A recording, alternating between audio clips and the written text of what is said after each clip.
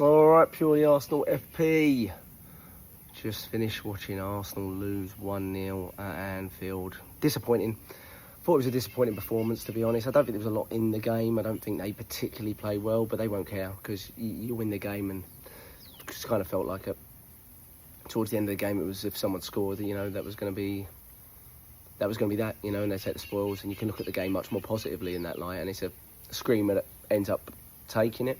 I think they were more positive than us in the second half. First half, we probably edged it slightly, but I think they looked like they wanted to win the game more than we did in the second half, to be honest. And I think part of that, a large part of that, is on Mikel Arteta, really. I mean, look, we went there, there's no doubt, we went there underpowered. We didn't have Saka, we didn't have Havertz, we didn't have Odegaard starting because he wasn't able to. We lost Saliba in the first 5 minutes. I get all that. It's a bit like when we played them at home last season, to be honest. What's crazy about it is that was probably like halfway into the season or something, and this one's 3-4 games in, and something has to be looked at in the amount of injuries that we're getting. Like, it's just abnormal. It's just not, it doesn't even make sense. Like, it's almost like when you get to the point where you're watching a game and you're kind of grateful that no one got injured, that's the level we've come to. And look, it looked like Saliba was feeling something. I think I'm hearing hamstring in the warm up, because when he goes off, he doesn't actually go off pulling up. He goes off, someone steps on his foot, and they're like, he's off. That's it. I'm done. So they knew already in the warm up. And you might ask, if you knew already in the warm up, why play him? You know what I mean? Like, why even start him? But I do have to say, I mean, there's not a lot of positives I'll give, but I thought Mascara came on and did. Don't think he put a foot wrong, really.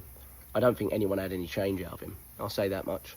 It was a game of very few chances, In the first half, I thought we were probably the more positive team. I thought we probably won the midfield battle in the first half a little bit. Madueke was causing Kirkes a little bit of trouble, but we weren't getting the ball to him often enough. Gyökeres was never really in the game.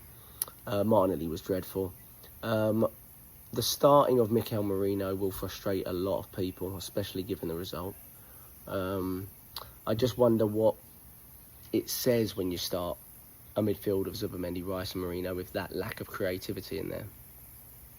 Sure, it can work for some games, or sometimes it's necessary, but when you had Eze, Ranieri and Odegaard on the bench, 3 players that are known to play in the pocket, it's just kind of, it's underwhelming, isn't it? It's underwhelming, and it's, you look at that, and I think it sets the tone, and it tells the other team maybe the way you're trying to set up, in not to concede maybe more than to try and score. I don't think necessarily that was the way the game looked, but certainly in the second half they looked like they were going for us a little bit more. We never really started to attack properly in the second half until we were 1-0 down. And we've seen this type of game before under Mikel Arteta. Now look, he's got a great record against the top 6, so I'm not knocking that at all, but I felt they were there for the taking today, to be honest. I felt as much as we were underpowered, I don't think they've started the season very well. Look, they're fully fit. They've only got, I think, Frimpong out. So they're not, they're not going into the game with 6 or 7 injuries like we are.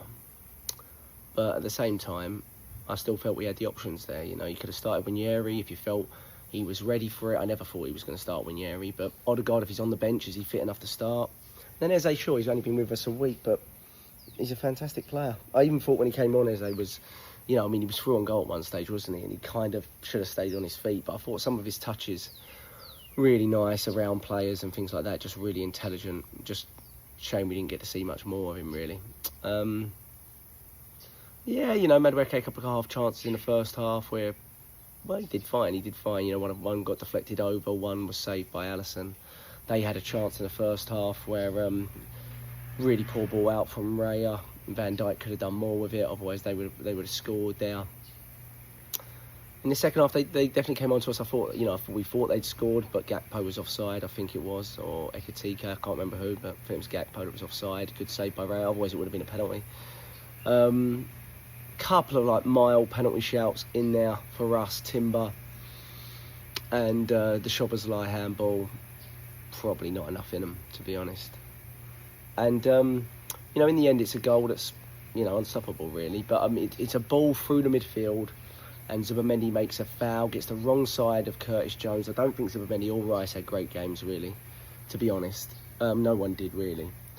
But, and then it is basically an unstoppable shot from Szoboszlai. So, I mean, it's a fantastic free kick, you know, and we've been on the other end of that with, you know, the likes of Declan Rice. I thought our set pieces were dreadful today, by the way. I don't even think, I mean, just keep it in swinging from the right. You know, I think all of our corners came from Saka's side.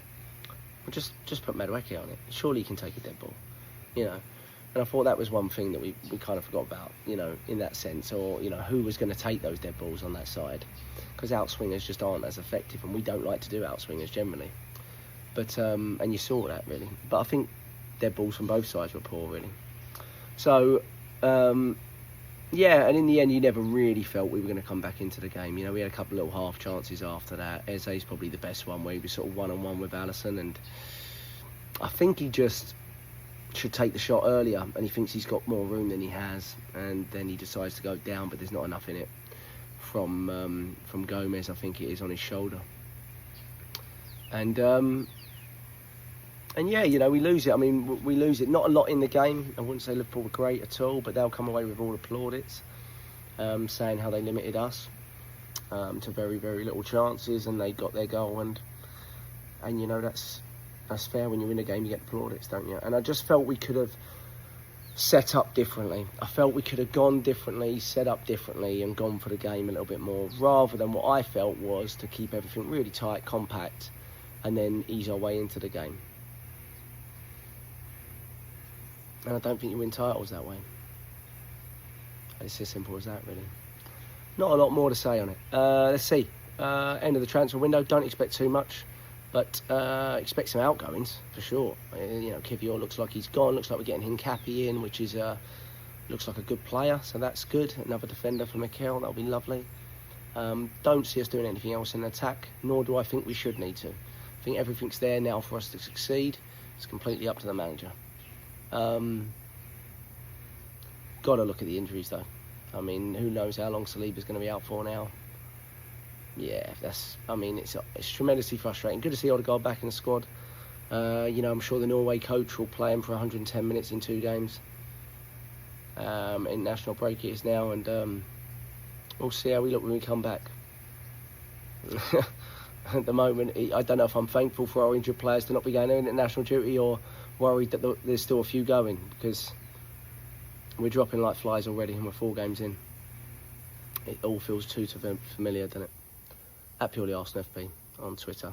Let me know your thoughts, comments. Cheers.